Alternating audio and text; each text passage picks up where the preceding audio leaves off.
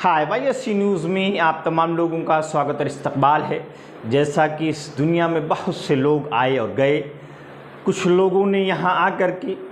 अपने नाम को रोशन किया या अपने ख़ानदान के नाम को रोशन किया, लेकिन कुछ लोग जो किसी आला ख़ानदान के नहीं होते मगर वो फिर भी इस तरीक़े से नाम रकम करके जाते हैं कि उनके नाम से एक तारीख़ लिखी जाती है और एक तारीख़ की शुरुआत होती है। ऐसे ही आज हम यानी YSE न्यूज़ एक ऐसी शख्सियत के बारे में बात करेगा जिन्होंने एक लेडी होने के नाते भी वो कारनामा अंजाम दिया जो एक मर्द होने के बाद भी वो कारनामा अंजाम नहीं दे पाता, जो इस खातून, इस लेडी ने अंजाम दिया। आज हम ऑल इंडिया महिला एम्पावरमेंट पार्टी की चेयरपर्सन और हीरा ग्रुप की CEO डॉक्टर आलिमा नोहेरा शेख के बारे में बात करेंगे, जिन्होंने 1998 में हीरा ग्रुप बना करके लोगों को बिजनेस की जानिब राग़िब किया और लोगों को अपने बिजनेस से जोड़ने की कोशिश की। लेकिन कहा जाता है कि इस हिंदुस्तान में और ख़ास करके पूरी दुनिया में जब कोई अपना या अपना पड़ोसी होता है, वो देखता है कि फ़ला आदमी आगे बढ़ रहा है और उसके अंदर आगे बढ़ने की सलाहियत नहीं होती, तो वो सामने वाले की पैर खींचने की कोशिश करता है। इसी तरीके का हादसा या एक कह दीजिए साजिश डॉक्टर नोहेरा शेख के ख़िलाफ़ रची गई, और ये साजिश किसी और ने नहीं बल्कि खुद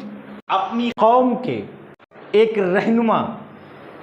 जिन्हें मुसलमानों के वोट की बहुत चाहत है, उन्होंने खुद डॉक्टर नोहेरा शेख के ख़िलाफ़ साजिश रची और ऐसी साजिश रची कि उनके ख़िलाफ़ अपने गुर्गों से मुकदमे दर्ज कराए और तरह तरह के इल्ज़ाम लगवाए, जिसके बाद डॉक्टर नोहेरा शेख बुरी तरह बदनाम हो गई और उनसे वो तमाम इन्वेस्टर जिन्होंने इनकी कंपनियों में पैसा लगाया था, वो पीछे हटने की कोशिश करने लगे, जिसके बाद इन्हें मज़ीद बदनाम किया गया। लेकिन जब इस खातून ने देखा कि इनके ख़िलाफ़ एक साजिश रची जा रही है, तो उन्होंने अपने आप को इस चंगुल से आज़ाद करने के लिए तरह तरह के हथकंडे अपनाए। इसी बीच उन्हें जेल जैसी सोबतें बर्दाश्त करनी पड़ी, और ये कोई मामूली चीज़ नहीं होती, बल्कि एक खातून, एक लेडीज़ के लिए तो बहुत बड़ी बात होती है। लेकिन उसके बावजूद भी इस लेडी ने हिम्मत नहीं हारी और अपने इन्वेस्टरों का पैसा वापस करने की जद्दोजहद में सुप्रीम कोर्ट का दरवाज़ा खटखटाया, जिसके बाद सुप्रीम कोर्ट ने जब तह दर तह मामलात के पन्ने खोलने शुरू किए, तो नाम नेहाद रहनुमा के पोल खुलते चले गए और वो हम्माम में नंगे होते चले गए। बल्कि इस बारे में मैं यहाँ यही कहूँगा कि इनके वालिद ने भी इसी तरीके से हैदराबाद में किसी को बढ़ने नहीं दिया, बल्कि अपने आगे किसी को बढ़ने ना देने की वजह से इन्हें अपना अकेले ही एक वाहिद शख्सियत की वजह से जाना जाता था। और ये सिर्फ इसलिए इन्होंने ऐसे नहीं अकेले इसलिए किया कि इनकी चाहत थी कि मैं मुसलमानों की नुमाइंदगी में मुसलमान आगे ना बढ़ें, बल्कि इनकी साजिश BJP को जिताने की थी, मुसलमानों के ख़िलाफ़ इनकी साजिश थी। और यही काम इनके बेटे ऑल इंडिया मजलिस इत्तेहादुल मुस्लिमीन के कौमी सदर असदुन ओवैसी करते हैं। जब इनके ख़िलाफ़ तरह तरह की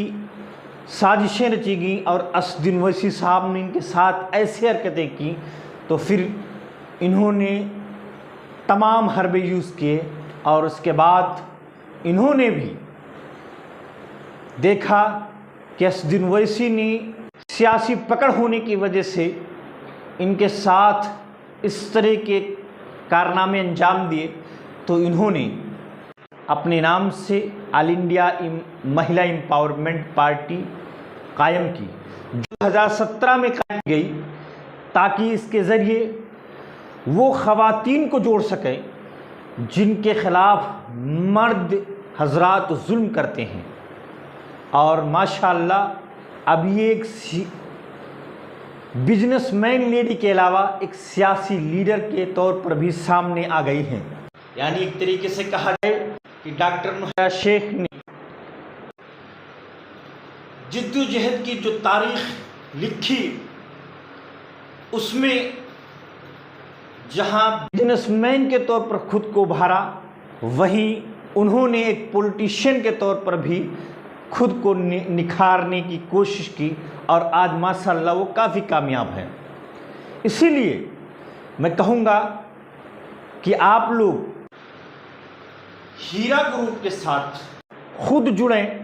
और अपना खुद मालूम करें कि इस लेडीज़ की बिजनेस आइडियाज़ कैसे हैं और इस आइडियाज़ पे किस तरीके की चीज़ें हो रही हैं। मैंने खुद देखा, इसलिए मैं कह रहा हूँ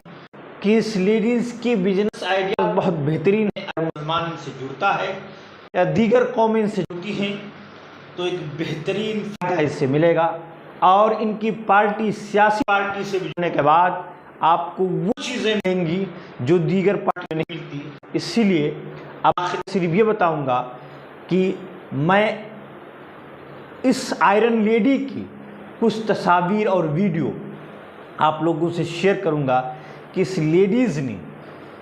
एक हिजाब में रहते हुए, यानी इस्लामी दायरे में रहते हुए ये सारी जिद्दोजहद की और ये करके दिखाया कि अगर औरत कुछ करना चाहे तो वह आसानी से का साथ कर सकती है। इसमें किसी तरीके की रुकावटें आती हैं तो कानून उनके लिए सामने खड़ा है। आप लोग खुद ही देखें इस आयरन लेडी को और ख़ुद ही फैसला करें। बल्कि मैं तो कहूँगा कि आप इनसे जुड़ें और इनके नज़रियात और ख़यालात के बारे में ख़ुद ही फैसला करें।